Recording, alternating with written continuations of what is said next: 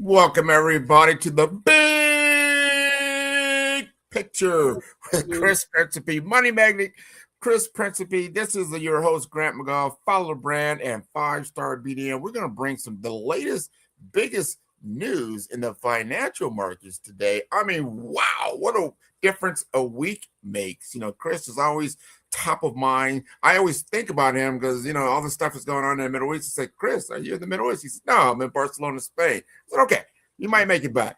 So he's our correspondent on the ground when it comes to financial IT news in today's market. So, Chris, you want to introduce yourself? Yeah, definitely, Grant. Nice to see you again. Chris Principe here, publisher of Financial IT, and ready to go. You've been ready to go. I talked to Chris offline. I want to bring some of that conversation to each and every one of you. This is what we said.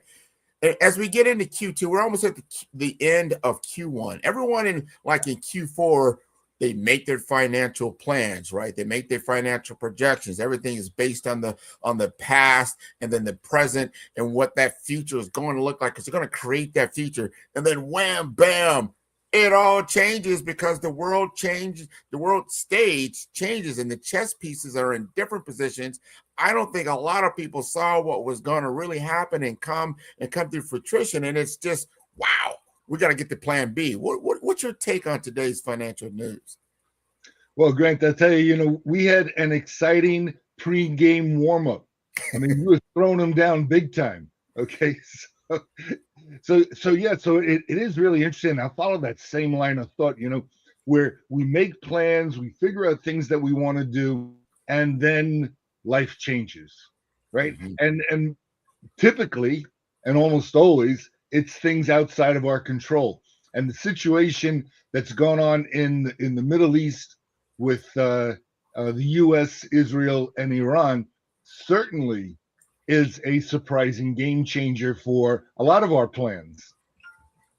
Yeah. I know there was some saber rattling and that type of thing, but for me, in my perspective, considering what the U.S. went through with Afghanistan, turned into a 20-year war. Obviously, no, 9/11, we were attacked, right? So it was a problem.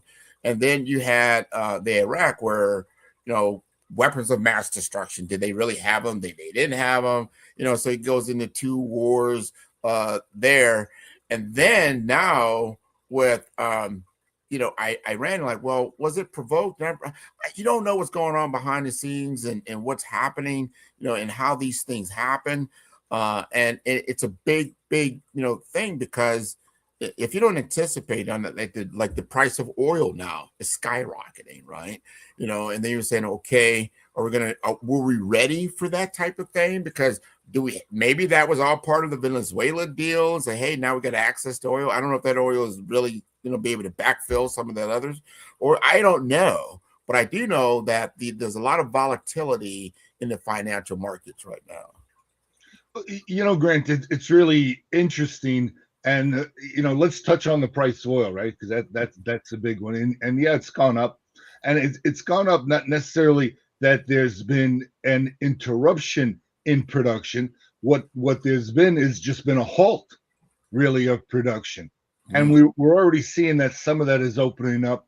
There's been successfully ships that have been escorted by the U.S. Navy. Hats out to our military, and to start getting the ships going and the flows going. But here's what really kind of bothers me a little bit, right? Mm-hmm. Okay, so when we talk about the price of oil today has gone up, right?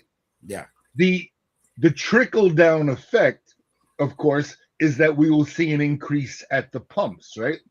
Yeah. But you have to understand that the actual trickle down effect is a couple of months down the road. By the time the oil that's pumped out today, that's put on ships today, that have a higher cost of shipping, a higher cost of insurance, and maybe some delays in actually getting here. And of course, when you're talking the shipping industry, every day on the water is an expensive day.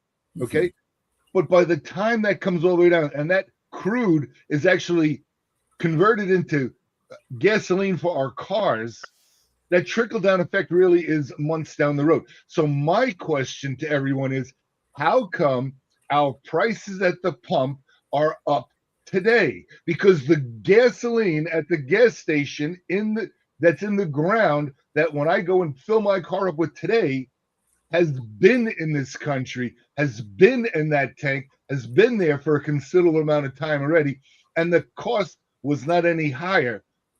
So let me understand simple economics. Your cost stays here, your price is here, and now you're able to increase your price to there. What have you done for yourself? Well, you already know the distribution model. It's like, hey, they're taking advantage of a situation, public opinion, whatever, don't understand the supply chain, or world. The companies might say, well, we're anticipating this cost increase, so we're trying to get our money today. Maybe that's their thinking. I'm not sure. But the effects, and you see that in other things, it just happens all the time. But I'm glad you paint that real picture. How it pumps out of the ground and it ends up in your tank. There's a long arc and a distribution model, supply chain model that we're not always privy to. But in today's world, information and data flows very quickly. So then you can actually ask that question. So if you are, in your state and you start looking at some of these oil producers and you say, well, tell me again why you're raising the price today if that crude that you're talking about won't be here for 3 months. Who has to answer that? Exactly. And by the way, we know the answer. It's gouging. We know the answer. It's taking advantage. We know the answer. It's an opportunity to crush some additional profits because the public is already anticipating higher prices. And of course, the public is not thinking about, well, that oil that is sitting in the tanker that can't move right now in the Arabian Gulf, can't get through the Strait of Hormuz, right, is going to cost more. No doubt about it, right? But by the time that oil actually reaches us and gets to the gas station that we get our gas from is months down the road. Why is the price going up now? And here's another one that bothers me, okay? And you've probably seen it. Oh, gasoline prices have gone up from $2.90 in, I don't know, Illinois to $4.50 in California. Wow, $4.50. Well, the rest of the country says, oh my God, that's crazy. Okay, but you know what? Gasoline in California has been the most expensive gasoline in this country for more than a decade. Yes. Why? Because the state of California, probably one of the most poorly financially run states that you can find in this country, the politicians have slapped on $1.50 worth of taxes on every gallon you pump. $1.50. Wow. But the perception to the public is, California's already jumped up this high. It hasn't. It's been there. And by the way, nobody in California is complaining to the politicians, which I can't understand. Right? To me, why would you keep those guys in office if they're just going to get huge amount? Can you imagine how much $1.50 a gallon generates to the state of California? Oh, that's a lot of money. It's a lot of money. Still financially unstable. Those things, and I think in today's age, as we move from, I call it information technology to intelligent technology, a lot of these things, there are going to be some answers because we can get the intelligence. You don't have to wait for some report to come out. You can get this information if you ask the right question and begin to understand it. And to your point, you're like, why is gas so much?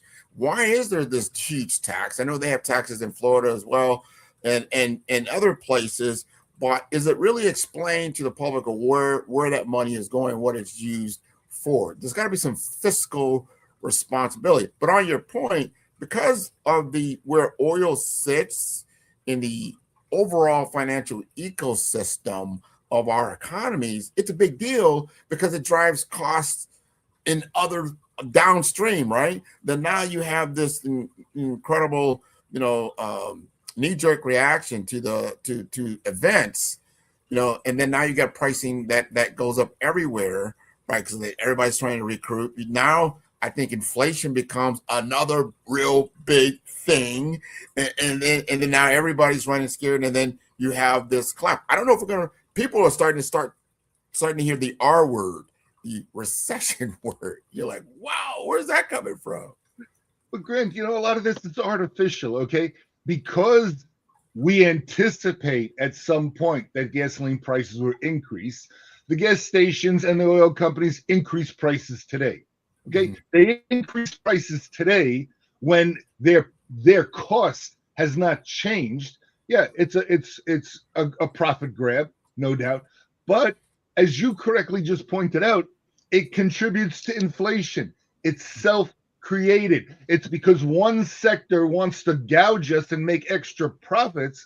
It impacts the overall look of inflation. And of course, when you look politically, inflation's always a very bad word. So if one party can scream inflation at the other party, it's a very successful political tactic. But it's self-created, and it's created by greed. Yeah, greed is a big problem. People don't understand. And I'm going to go step back. When you look at greed, just step away from just the money aspects of what greed is. Greed is an addiction, whether it's a drug addiction, it's an alcohol addiction, it's a shopping addiction. Greed is an addiction. It's a mind state that's really out of control. And if you don't know how to control your aspects of greed and you don't balance it off with some kind of charity or some kind of other way of living, greed can actually create a lot of problems. I never forget Michael Douglas, right? And I think it was in Wall Street. Wall Street, greed is good, right?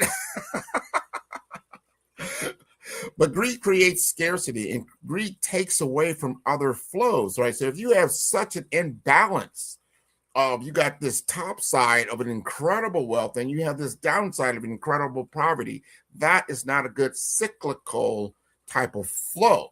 Because if you were one body like a person, that would cause heart attack. It would cause stroke. It would cause all kinds of stress, right? Because you're imbalanced. We've got to balance our impulses, and that's what you're really referring to. That's an impulse. Ooh, there's a war. Eventually, gas is going to be a problem, or crude is going to be a problem. We've got to now inflate these things, and then you got a rocky ship, right? That's flowing on this ocean of experience, and like, whoa. But it's a big problem. But how do you control that? I don't know, because we have our media world. If you tune into the Nightly News, they actually live on negative information. They look for the most ugliest thing in the world and tell us all that it's everywhere. Of course, it's not. I'll never forget when someone told me this, and I don't want to digress, but they told me this, and it was so true. He said, you know what? There are as many miracles that happen in the world every single day as there are tragedies. We just don't focus on it. We don't talk about it. We don't put it out there in the news. There's plenty of good things that happen in the world, but we don't get the dramatic tension out of it, so we don't focus on it. So I come back to what we were saying before, because we got to really hone in on this and be the good news, right? That's out there. You're saying, okay, this is all inflated. What, in 40 seconds before we go to break, help us understand what we're going to talk about for the rest of today. Well, Grant, this is a topic that's not going away. So yeah, we'll continue to talk about this in general.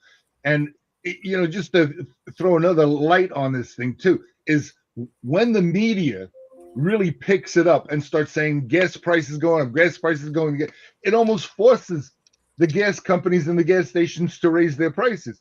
Otherwise, what would happen if people don't see the gas prices going up, right?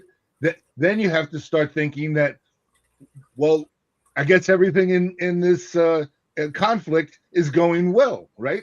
Because it's not impacting the gas price, which is not, doesn't create that media what they need, which is the bad guy. It removes that. Wow. Okay. Yeah. And that's very powerful, because I'm a big believer in the world is half good, half bad, just as you said. And we don't hear half and half when it comes to the news. That is so true. We're going to go to a quick break. We're going to come back. We're going to unpack some more on The Big Picture. I used to watch BET, MTV, VH1, now I watch Tempo. Soca, Calypso, Reggae Dancehall. Don't stall, better get tuned in to the tempo. Don't have cable, they got an app. Go to your app store, download that. Whether it's tourism, cuisine, or the social scenes, if it ain't Tempo, it's a rap. Who got the Caribbean views? Tempo. It's the latest in Caribbean news. Tempo. You tryna cook Caribbean food? Tempo. You know they got the music videos too. Tempo. Who got the Caribbean views? Tempo. It's the latest in Caribbean news. Tempo. You tryna cook Caribbean food? Tempo. You know they got the music videos too. Tempo.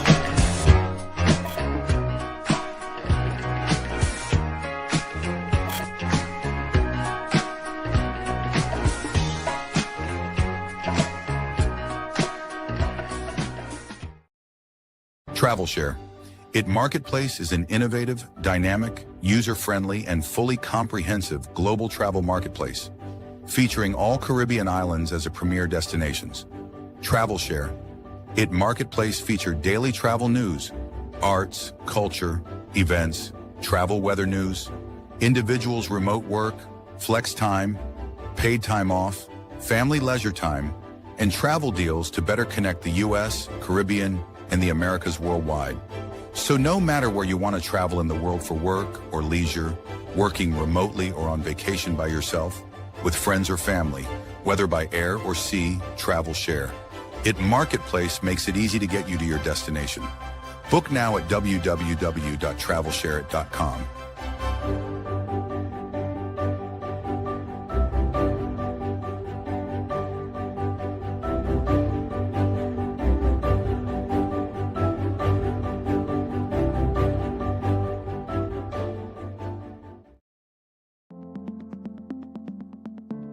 The difference between influence and legacy, it's the platform that carries your voice. You're not visible because you lack talent. You're visible because your brand doesn't speak. I've built 5-star BDM to change that. Most leaders have the expertise, but not the presence, the vision, but not the vehicle. Across 3 cities, one brand is helping leaders rise above the noise. Here in the heart of Omaha, strategy isn't left to chance. It's engineered with precision. In Omaha, we engineered your Zachner brand, AI-powered, data-driven, precise. TISA went from a local nonprofit to a national speaker in 90 days. We don't guess your brand strategy, we build it. On the shores of St. Croix, your brand takes on depth and meaning, shaped through curated retreats and legacy experiences. In St. Croix, strategy becomes soul. Our retreats don't just refine your message, they rediscover your mission. One founder rewrote his entire company story here. Funding followed 30 days later. This is where leaders remember who they were meant to be. In Vibrant Miami, momentum meets amplification, transforming your voice into a movement. In Miami, your brand becomes a movement. Business development accelerators, audience building.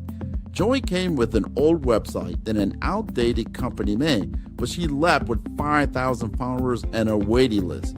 This is where you scale with soul. 3 cities, 1 mission, your legacy ignited. It started with a thread. Let's pull it together. Stop blending and start leading. 5-star BDM, where legacy is engineered, embodied, and ignited. Visit 5starbdm.com and book your brand audit today.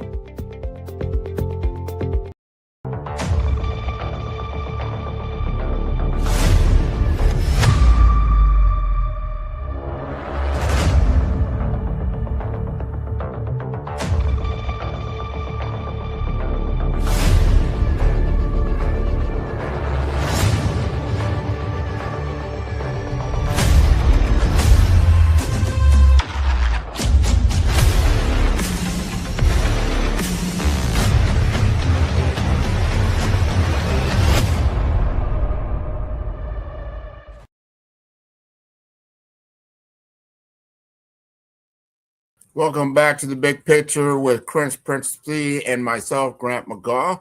I am the CEO and founder of 5-Star BDM and host of the Follow Brand Podcast. And I am also the co-host of The Big Picture. We want to give you good information when it comes to financial news, especially today. Here it is. It is March 11th. This is different from December 11th already, when we were talking a whole different conversation. So, Chris, give us some good advice about what's really happening. I mean, you got your posts on, and I don't think a lot of people understand that you are the editor of Financial IT News. You've been doing this for a very long time. What's going on at your news desk? Well, Grant, it's really interesting is that last week I spent the week at the Mobile World Conference in Barcelona, Spain, which is a week-long event. It brings in over 110,000 people, and it is huge. I can't even begin to tell you. It takes you 30 minutes to walk from one end to the other. There's 8 different halls, right? And you get the biggest companies there. For instance, the biggest company that was there in terms of presence was Huawei, the big Chinese company, which is, people don't understand how big that company is and how many things that it does. But Hall 1 was like 90% just their company and all the different things they do. So I just want to Huawei. How do you spell that so people know that they can really know what that company is? Oh yeah, Huawei. That's what I thought. Yes. Yep.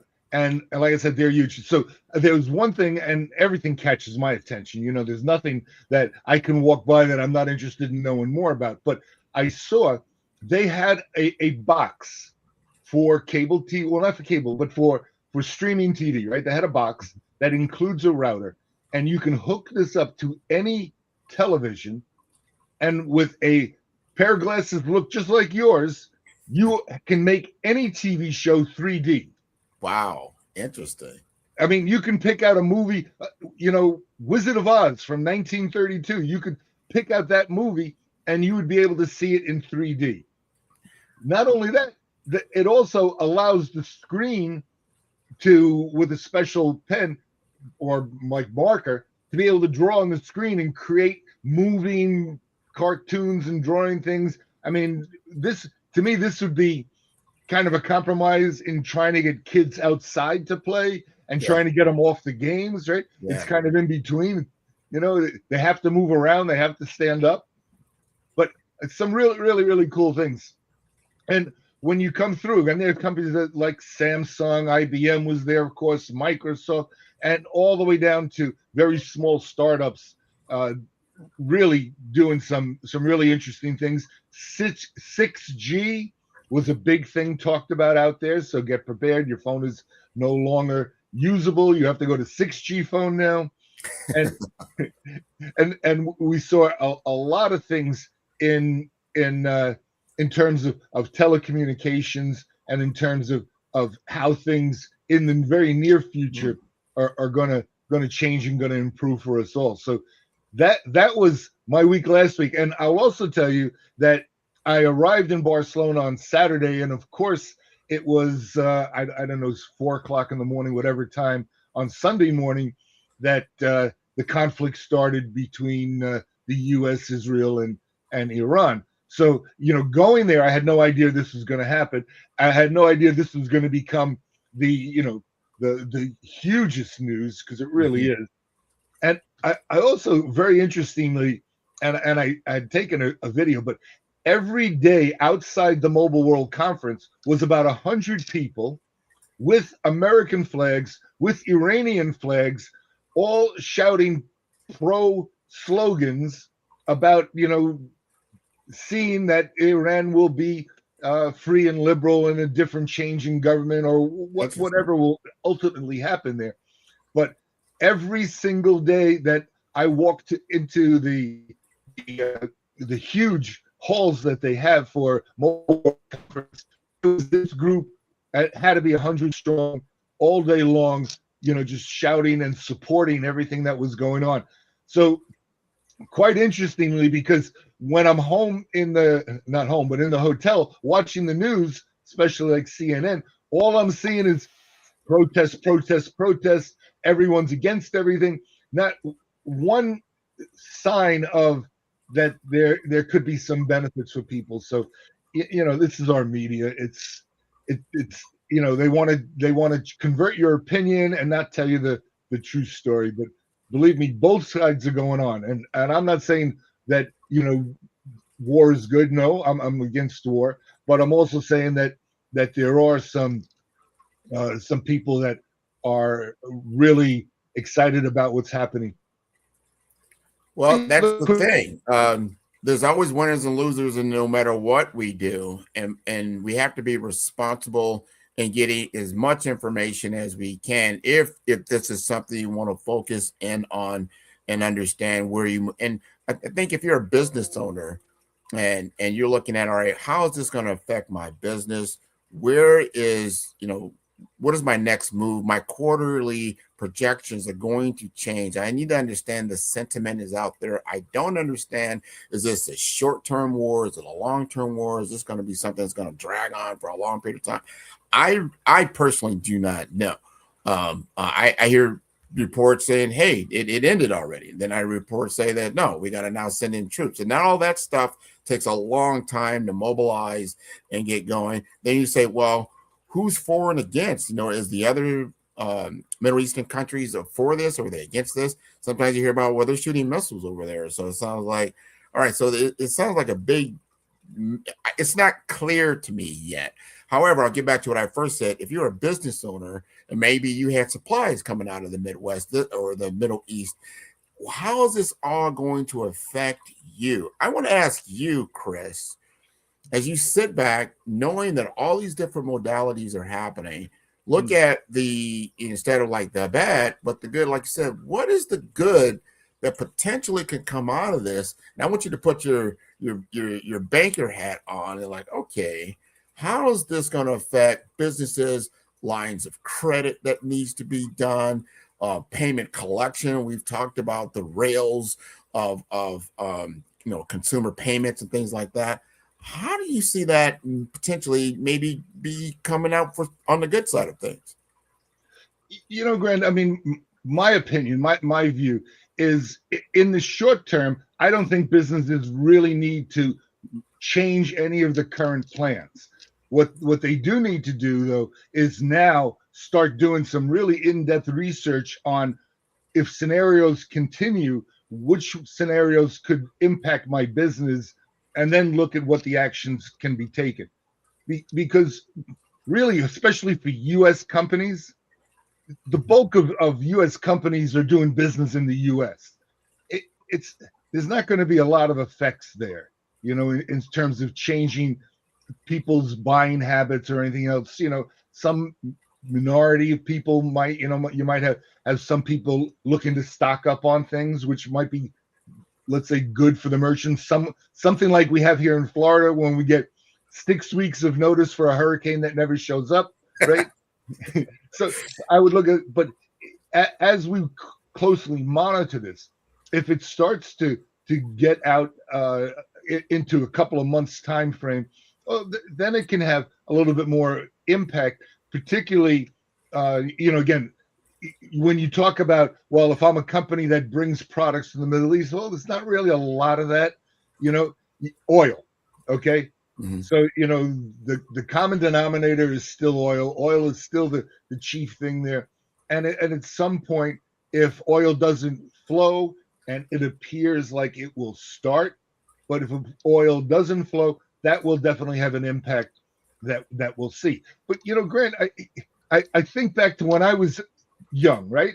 Yeah. Okay. We had in 72, 73, that the big oil crisis at the time, where literally, there was no gasoline at the gas stations. I mean, literally, you were, blocks and blocks of line waiting to get gas. And, we're not seeing this today.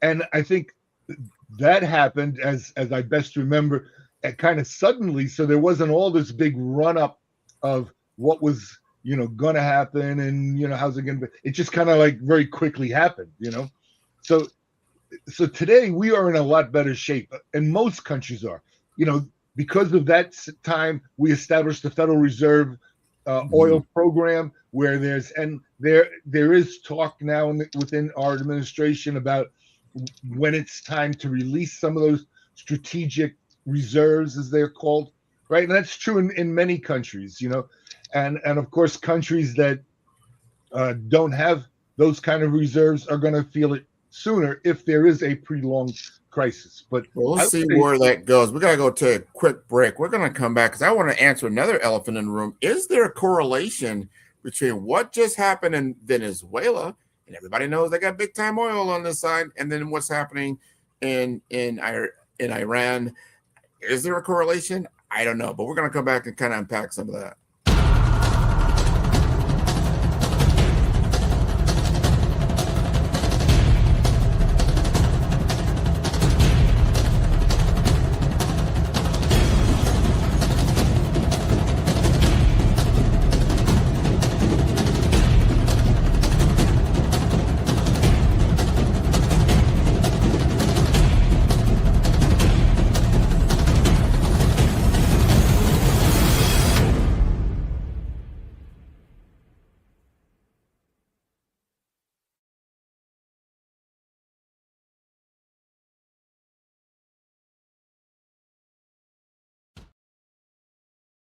In today's fast-paced financial landscape, access to capital is the key to success. At the heart of this revolution is Case Capital Markets, powered by SETI-Case. Here, innovation and investment converge, creating a dynamic environment where businesses can thrive and reach new heights. Introducing Grant McGaw, the senior advisor at Case Capital Markets. Grant is a visionary leader, dedicated to connecting businesses with institutional capital and strategic funding. His expertise opens doors to game-changing investment opportunities, making him an invaluable partner for companies looking to scale and succeed in the competitive world of finance. With an impressive 25 years in technology, 9 years in healthcare, and 6 years in investment banking, Grant McGaw has a proven track record. He has successfully closed over $500 million in high-value transactions, seamlessly bridging technology, healthcare, and infrastructure with innovative financial solutions. His experience is a testament to his ability to drive success. Case Capital Markets offers businesses direct access to over 32,000 venture capital firms, private equity funds, family offices, and institutional investors. This network empowers mid-market companies with under $100 million in revenue to scale beyond their limits, unlocking unprecedented growth potential. Debt, equity, growth capital, public offerings. These are the building blocks of the future of capital access. Whether you're scaling a business, seeking investment, or exploring market expansion, Grant McGaw is your trusted partner.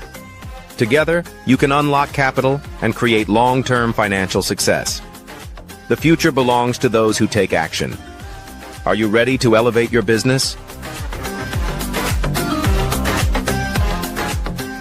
Third Wall Street is a new emerging global capital markets formation and structured trifactor financial hub at the U.S. Third Border in St. Croix, U.S. Virgin Islands, in the Caribbean and Latin America. The new Third Wall Street is the home of the Alexander Hamilton Financial Center and named in honor of Alexander Hamilton, an American founding father, first U.S. Treasury Secretary, and architect of the U.S. financial system and modern America.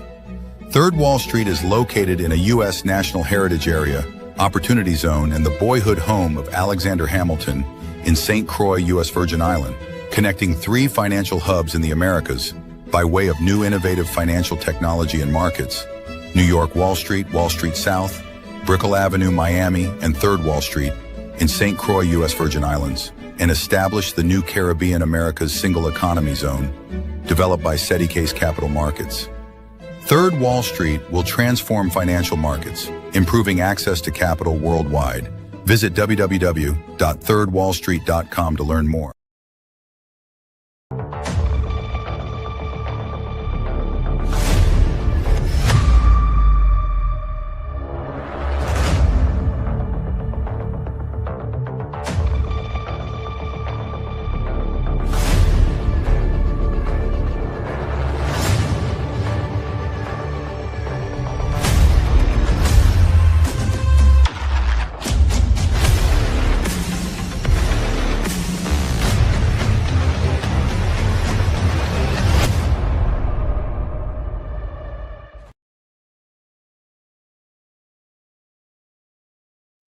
Welcome back, everybody, to the big picture with Chris Principe and Grant McGaw. We are unpacking some of the biggest financial news, I would say probably for this decade, on the backdrop of the U.S. Israeli Iran war that is now taking place. But I want to back up even a little further back in time and wondering if there's some orchestration and maybe some intentionality around the things that we're experiencing now, because I think it's kind of ironic that we have, I would call it regime change in Venezuela, a gigantic oil producing nation right next to Guyana, which has been a discovery of oil there that could be, friendly to the United States. And then now you've got this, humongous war that's taking place. Maybe that, the dependency on Middle Eastern oil could lessen. I don't know how this all works out, but I'm starting to hear now the U.S. is building refineries now, maybe in Texas. There's talk, hopefully, I know there's big talk like in St. Croix, Virgin Islands, saying, hey, maybe they will go ahead and retrofit that refinery there and bring it back online. So we have less reliance on the Middle East for oil. We can have, pump enough of it right here in the U.S. Obviously, there's stuff going on in Alaska and some other things. What do you know about this oil industry? What say you, Mr. Chris Principe? Well, quite a bit, Grant. First, I want to start and remind people of the distinction and the differences between the kind of oil that comes out of the ground in Venezuela, Guyana, versus what comes out of the ground in the Middle East, Saudi Arabia, Iran, and the surrounding countries. Okay, in the Middle East, this pumped out of the ground is what's commonly considered light crude, right? It's a easier and less expensive raw material to refine into various things like gasoline and aviation fuel and so on. Mm-hmm. While the crude that comes out of the ground in Venezuela and Guyana is commonly referred to as heavy crude, and the refining process is much more expensive. It takes longer. There's a lot more to it, and as a result, the cost of production is higher for what is produced out of the ground of Venezuela versus what is produced out of the ground in most of the Middle East countries. So that's one thing to keep in mind. It's never going to be a straight one-to-one replacement. Venezuela can replace Saudi Arabia or vice versa. They're different products in their origin, So that's one thing. Of course, the advantage that for the U.S. that Venezuela and let's say Guyana and Trinidad, and if they reactivate the oil refinery that is in St. Croix, all these things help is cost of transportation, cost of time to market. These are things that offset some of the cost of production because we can have a products here in the U.S. very quickly. Now, you mentioned refineries in Texas. Well, there's a lot of refineries in Texas now, and if they build another one, it'll be very interesting. Talking about refineries, let me remind everybody about a fact that may have slipped under, because I saw a news report saying that the CEO of Delta Airline says that the price of aviation fuel could add a bottom line $billion to the expenses of Delta company in going ahead in the future, right? And I found that very interesting. You know why, Grant? Yeah, why is that? Because there's only one airline in the world, Delta Airlines, that actually owns its own refinery. Yeah, that's interesting news. Yeah.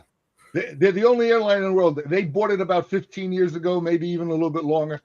And so it was very confusing to me how the CEO could be quoted in the news media saying that this will add $1 billion to Delta's expenses when they have their own refinery. They're refining U.S. crude because the refinery is in Texas, right?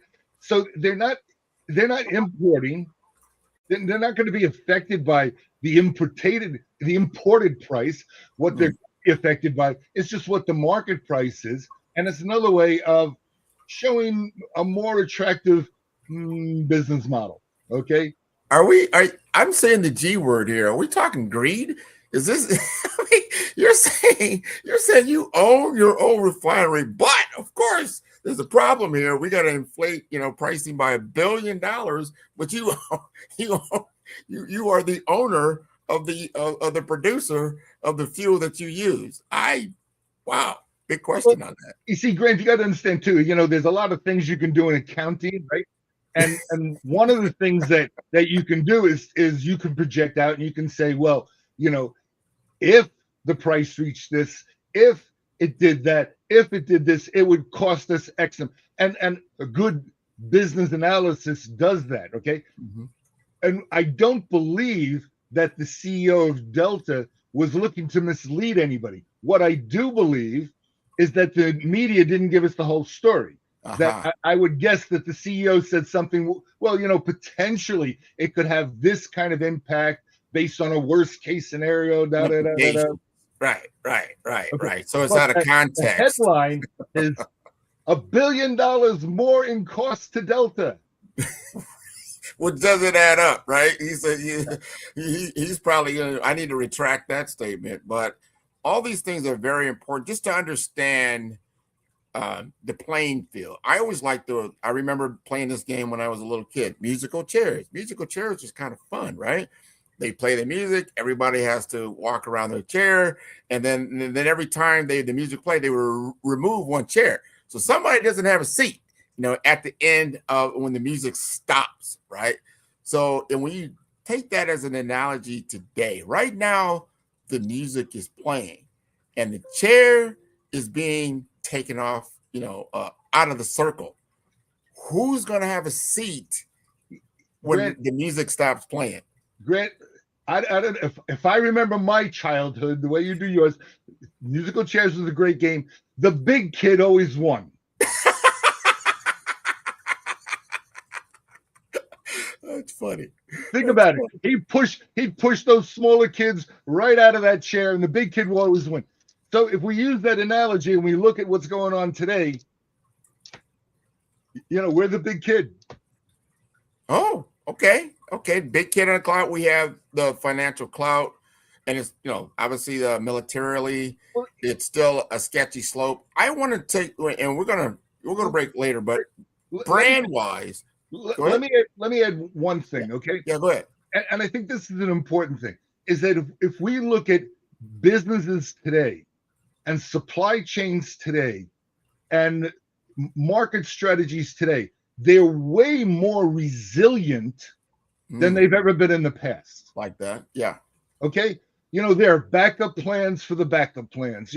We've been through so many scenarios already that these things are baked in, and our industries are much more resilient than ever in history.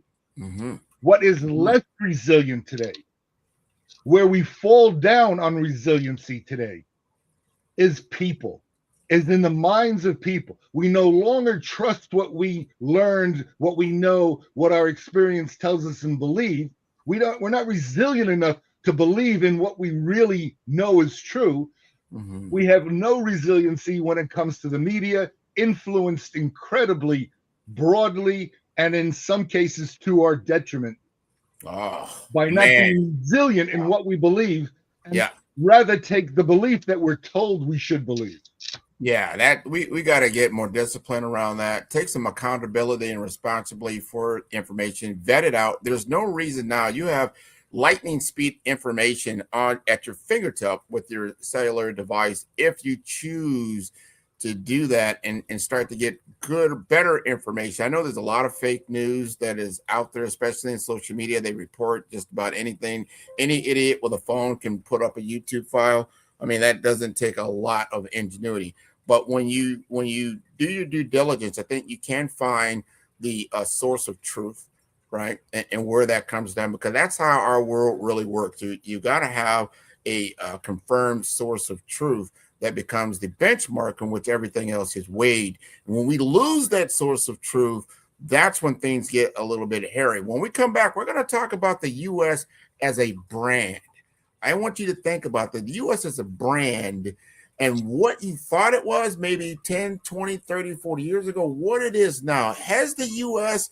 lost its brand promise, or is it just reinventing its brand? We're going to talk back to Mr. Chris Principe, the money magnet, about the U.S. brand. We'll be right back.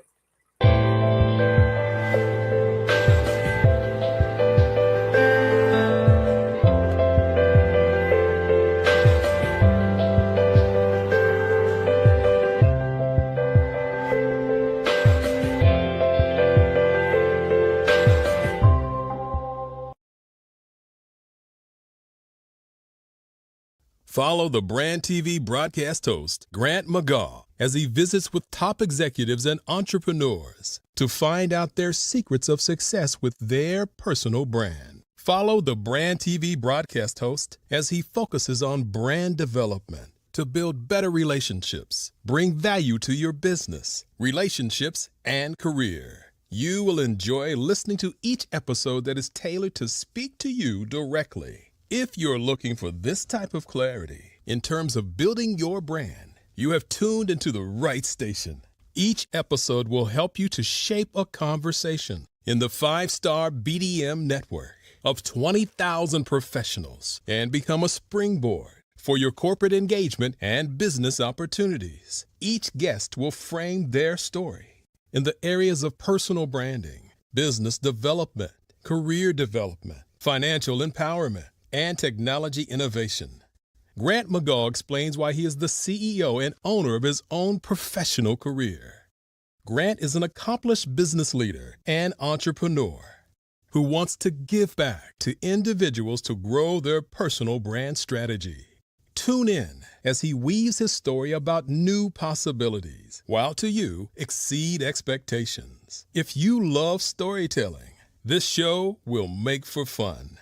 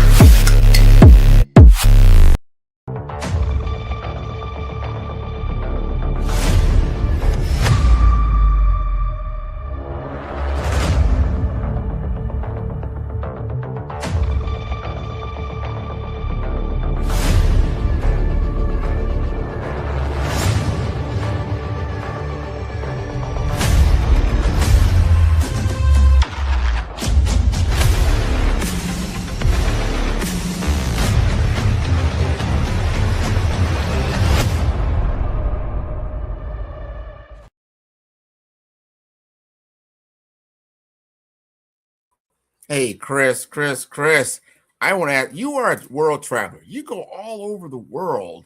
You hear a lot of people or listen to a lot of different people, especially when they're talking about the United States. From your perspective, what is the sentiment right now of the U.S.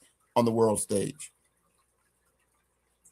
Well, Grant, I think right now, generally, it's positive, and it depends really where you're asking. Now I do want to just interject something a little different. We'll come back to this because I've got a great branding story for you. Yeah, but let's hear it. Just the state of Florida just passed Senate Bill 314, which is the first state in the United States to set a regulatory framework for stable coins. Here in the state of Florida. And we'll talk about this in the next couple of weeks some more. But to me, it's breaking news. It just happened this week. Florida is the first state, and I don't want to think that we're going to see the same thing in the marijuana laws, where state regulation is separate from federal, and there's some conflicts here. I'm hoping that doesn't happen. The state of Florida has announced that its regulatory framework is based on the Genius Act. But this is a story we'll follow going forward in the next few weeks, and I just wanted to bring that to our audience's attention. So, branding, and here, this is going to flow right into the U.S. brand, right? Okay. So Grant, I think you know of the actress. Her name is Jennifer Gardner, Yeah. Yep. right? And she became famous, won a Golden Globe in the TV show Alias, and then she stepped back, raised three children, and most of what we heard at that time was about her divorce, right? Mhm. Unfortunately. Well, in 2017, she opened up a business called Once Upon a Farm. You might have seen the commercials on TV. They make refrigerated organic baby food from real ingredients, right? That company is now worth $1 billion and is going public, right? Wow. Yeah. And here's the interesting brand part to me, right? Is baby food, you don't, there's no product where parents are more skeptical than what they feed their baby, right? Mhm. Yeah. Okay. And what she was able to do, in my view, was she was able to take the trust that she developed on the TV screen and keep it intact, but move it to a completely different industry, right? And then she didn't outmarket the competition. She out-trusted them. Oh, wow. And in any industry, that's a harder gap to close than price or product. Okay. Sure. And that brings me right back to the image of the US. Mm-hmm. So, Grant, do you feel we're more trusted today or less trusted today? Well, Whoa. I would suggest that if you're in Southern California in the Iranian community, we're more trusted. I would guess that if I'm sitting in Havana as the head of the government in Cuba, I'm probably less trusting. Okay, makes sense. Depends on your position. Your positioning is in relationship to the fat kid who's taking all the chairs. So go ahead. Yeah. So it really is. It becomes quite interesting. But to me, the common factor here, and this is where I think your perspective would be very interesting for me, is how important is trust when it comes to branding? It's everything. It's everything. Know, like, and trust. A lot of people know, like, and trust. Do people know the United States? Of course they do. Do they like the United States? It depends. You just pointed it out. Depends on where you sit in relationship to what is happening in your world.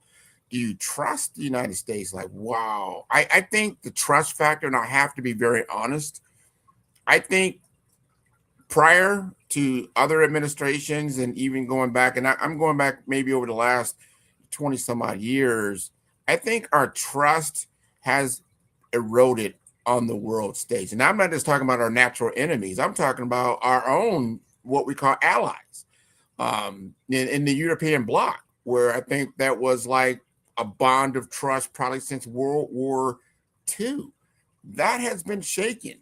The aggressiveness of that's going on now, we're going to just take Greenland, things like that. Is like, wow, that's not how you treat your friends. So you got to really look at that. Like, and then what does that cost you? What does it cost you? Because if people stop trusting you, guess what? In the real world, they start buying from you. They stop buying from you. I might know you. I may have liked you in the past, but I no longer trust you. So I'm going to look at other options.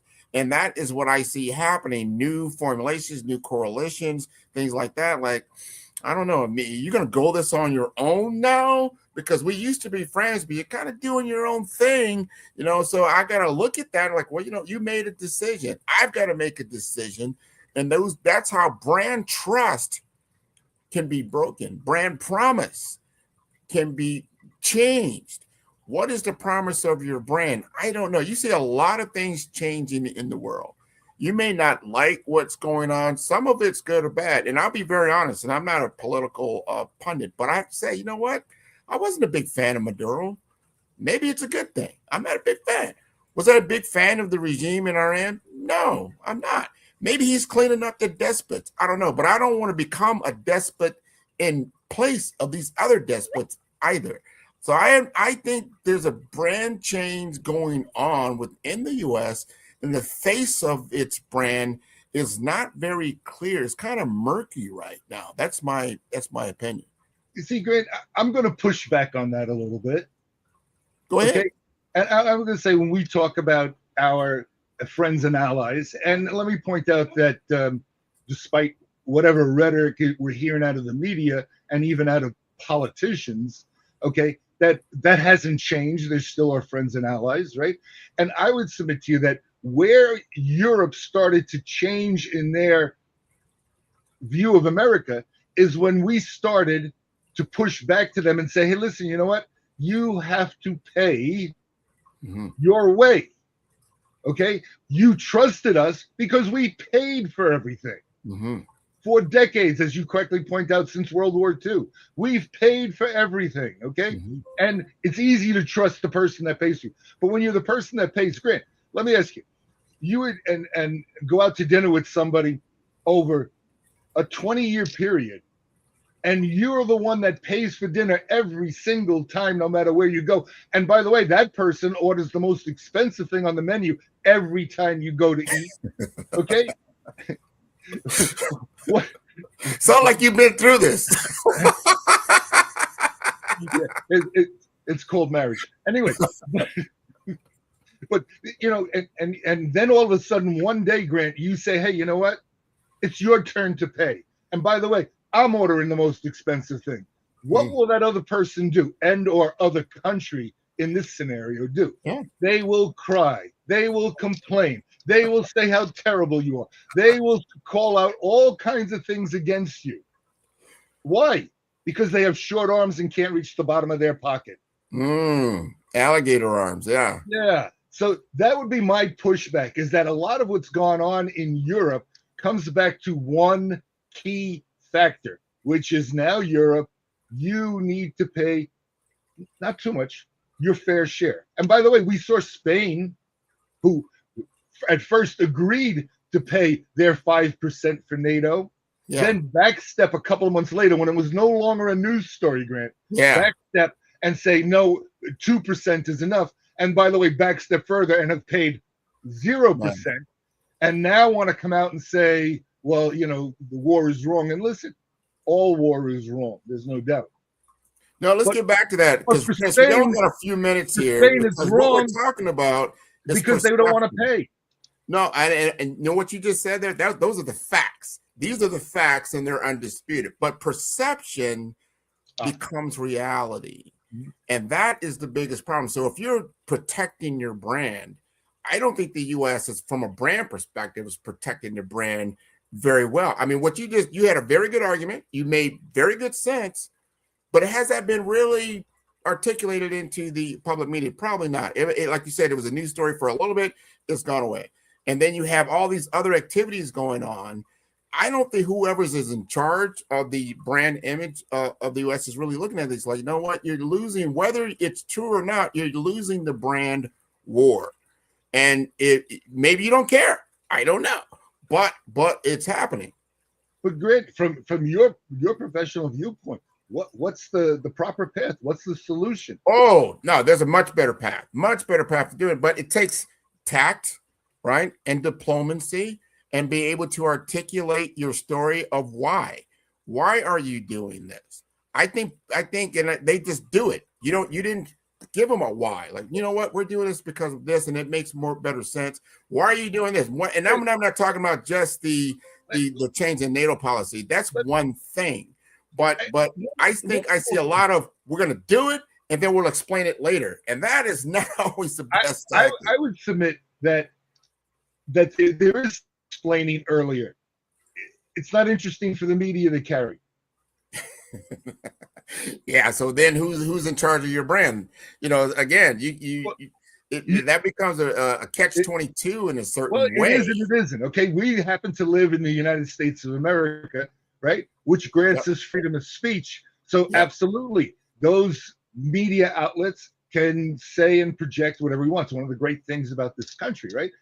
It doesn't mean that they're given the full story. It doesn't mean that they're sharing everything. It doesn't mean that they're not looking to put forward a certain we brand image. Chris, we gotta wrap up, but this is great because we went from the actual entity that's putting out a story to someone who's reporting on the story as being that kind of that middle ground that changes the narrative. Who is controlling the narrative controls the brand. And that is super important. We're going to talk more about this next week. I want to thank you again for being on the show. The big picture, where you get the big news from big people like Chris Principe. I want to see everybody later. Have a good week.